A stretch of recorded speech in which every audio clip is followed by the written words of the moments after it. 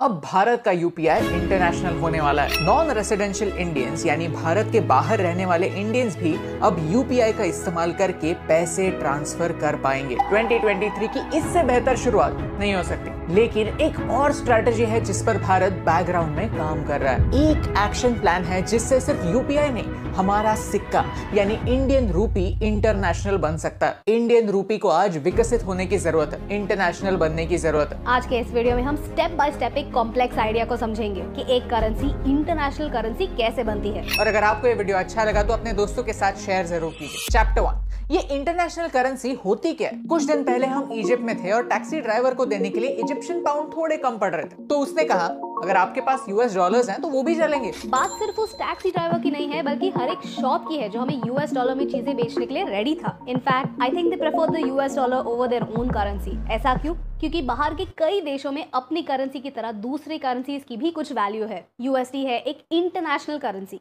Definition क्या है?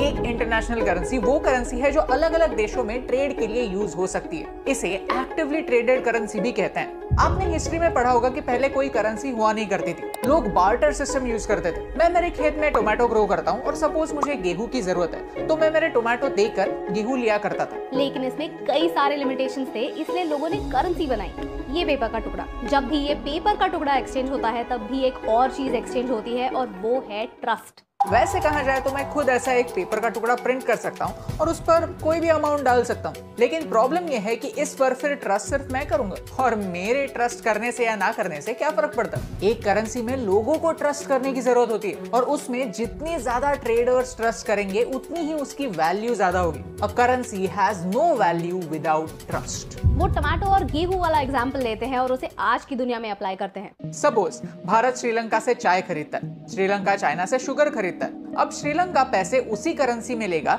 जिसका आगे कुछ यूज हो, जो चाइना बाद में एक्सेप्ट करे। नहीं तो श्रीलंका के पास गांधी जी के फोटोज जमा हो जाएंगे जिसका वो कुछ कर नहीं पाएंगे। थोड़ा रिवाइंड करते हैं। कॉलोनाइजेशन की वजह से वर्ल्ड ट्रेड में ब्रिटिश पाउंड एक इंटरनेशनल करेंसी बन चुका था और 1944 में ब्रेटन वुड्स अग्रीमेंट के बाद सारी मेजर कंट्रीज ने डिसाइड किया कि यूएस डॉलर स्टैंडर्ड बन जाएगा। दुनिया ऑयल पर चलती है और 1973 में अमेरिका ने ओपेक देशों को पेमेंट्स डॉलर में एक्सेप्ट करने के लिए कन्विंस कर दिया। इस एक मोमेंट में अमेरिका सुपर पावर बन गया। आज के दिन US dollar, euro, Japanese yen, British pound और कुछ हद तक चाइनीज युआन इंटरनेशनल करेंसीज की कैटेगरी में आता है, क्योंकि उनके खुद के देश को छोड़कर दूसरे देश उनकी करेंसी की वैल्यू करते हैं। Chapter 2, Why rupee needs to go international। आपने न्यूज में पढ़ा होगा भारत के फॉरेक्स रिजर्व्स लोएस्ट लेवल तक गिर गए। जब डॉलर का रेट बढ़ने लगता है तब आरबीआई अपने रिजर्व्स में से डॉलर्स बेचती है ताकि सप्लाई बढ़े और रेट कम हो। 2022 में आरबीआई ने $40 बिलियन से ज्यादा रुपए को स्टेबल रखने में खर्च कर दिए हैं। आज सिचुएशन ऐसी है कि भारत एक नेट इंपोर्टर देश, यानी हम ओवरऑल दुनिया में जितनी चीजें एक्सपोर्ट करते हैं उससे कई ज्यादा चीजें इंपोर्ट करते हैं और इन सारी इंपोर्टेड चीजों की पेमेंट हमें डॉलर में करनी पड़ती है। इंपोर्ट और एक्सपोर्ट के इस डिफरेंस को ट्रेड डेफिसिट कहते हैं। सिर्फ अक्टूबर के महीने में हमारा ट्रेड डेफिसिट $26.91 बिलियन था। हम कितने भी आत्मनिर्भर भारत के नारे क्यों न लगाए, सच तो ये है कि इंपोर्ट्स कम होने वाले नहीं हैं और इसकी वजह से आने वाले टाइम में डॉलर की प्राइसेस बढ़ने ही वाले हैं। But there is hope. Chapter 3, hope for Indian rupee. हमने भारत का पिछले कुछ सालों का ट्रेड डेटा एनालाइज किया और एक काफी होपफुल नंबर सामने आया। ऐसे 154 देश हैं जिनके साथ भारत के एक्सपोर्ट्स इंपोर्ट से ज्यादा हैं। तो ये बात एक फैक्ट है कि चाइना जैसा देश रूपी में ट्रेड करने के लिए कभी भी नहीं मानेगा और उन्हें कन्विंस करने की कोशिश करना भी वेस्ट। लेकिन बांग्लादेश मान सकता है, श्रीलंका मान सकता है और इनफैक्ट माना भी है। श्रीलंका ने भारत के साथ रूपी में ट्रेड करना स्टार्ट किया है और इसमें दोनों देशों का फायदा ही है। आज श्रीलंका के पास डॉलर्स नहीं है तो वो इंडियन रुपीस में पेमेंट कर सकते हैं। सिमिलरली रशिया पर अमेरिका ने सैंक्शंस लगा दिए हैं तो वो डॉलर्स में ट्रेड नहीं कर सकते। श्रीलंकन रुपी डॉलर के मुकाबले 84% गिरी है और इंडियन रुपी के मुकाबले सिर्फ 70%, यानी उनके लिए डॉलर खरीदने के बजाय रुपी खरीदना सस्ता है। अमेरिका अपने देश के बाहर भी खर्च होने वाले एक $1 पर नजर रखता है, उसे रेगुलेट करता है उसे कंट्रोल करता है। तो रशिया ने चाइना के साथ युआन में ट्रेड करना स्टार्ट किया और रशिया यूक्रेन कॉन्फ्लिक्ट के बाद रशिया और चाइना के बीच ट्रेड बढ़ा है। सिमिलरली रशिया के मामले में भारत के साथ भी रूपी में ट्रेड शुरू हो सकता है, यानी रूपी इंटरनेशनल होने की वजह से भारत का फायदा तो होगा ही, सिवाय दो टाइप के देशों का बहुत ज्यादा फायदा होगा। श्रीलंका जैसे देश जिनके पास देने के लिए डॉलर्स ही नहीं, और रशिया जैसे देश जो चाहकर भी डॉलर ट्रेड नहीं कर सकते। आज के सिचुएशन में ट्रेड कैसा होता है ये देखते हैं। मान लो बी इंडिया का एक कार डीलर है जो फ्रांस के डीलर ए से कार इंपोर्ट कर रहा है। अब पेमेंट करने के लिए बी अपने इंडियन बैंक के पास इंडियन रुपीस लेकर जाएगा। इंडियन बैंक उन पैसों को यूरोज में कन्वर्ट करेगी और फॉरेन बैंक को पेमेंट करेगी। फॉरेन बैंक फ्रांस के डीलर ए को यूरोज ट्रांसफर करेगी and then the cars will be shift from France to India. लेकिन अब ये सिचुएशन बदलने वाली है। अब आरबीआई ने स्पेशल वॉस्ट्रो अकाउंट का सिस्टम शुरू किया। इसमें दूसरे देश भारत में इंडियन रूपी अकाउंट्स खोल सकते हैं। सपोज फ्रांस ने एसबीआई के साथ एक वॉस्ट्रो अकाउंट खोला।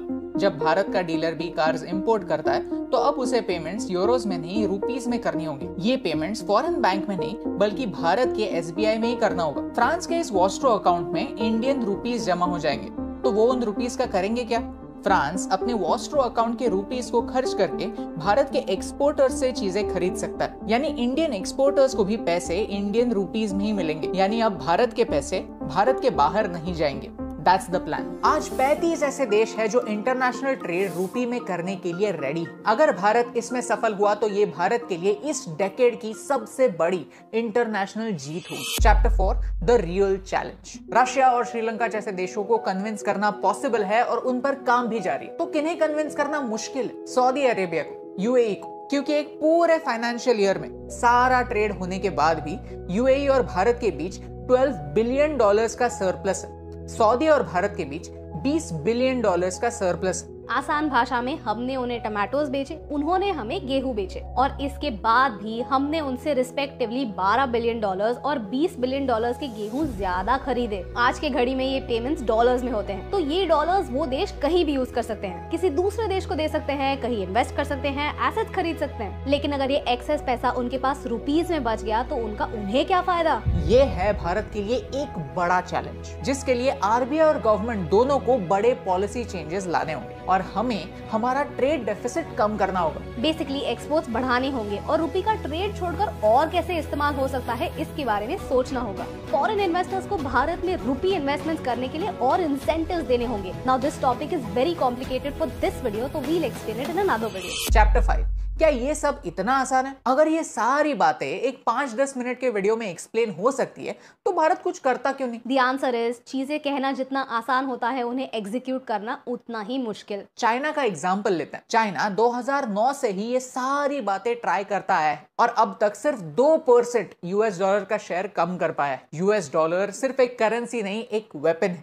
उसका डोमिनेंस इतना ज्यादा है। दुनिया भर में एक यूएस डॉलर कैसे स्पेंड हो सकता है ये कंट्रोल करती है यूएस फेड, यानी अमेरिका की सेंट्रल बैंक। अगर वो कल इंडिया पे सैंक्शंस लगा देंगे तो हम ऑयल डॉलर्स में खरीद नहीं पाएंगे। ऑलरेडी ऑयल के प्राइसेस बढ़ रहे हैं और वो और भी बढ़ेंगे, और दूसरे देशों को डॉलर में पे करने के लिए हम और ज्यादा डॉलर्स खरीदेंगे। आज डॉलर के प्राइस 82 रुपीज है। एक्सपर्ट्स मानते हैं कि ये नंबर 90 to 100 रुपीज तक भी जा सकता है, और इसमें भारत की एक बड़ी गलती होगी कि हमने टाइम रहते हुए सही कदम नहीं उठाया। अगर आपको इस वीडियो से वैल्यू मिली, कुछ इसी बात का लगा है कि अभी भी हमारा जो है ट्रेड डेफिसिट बहुत हाई है।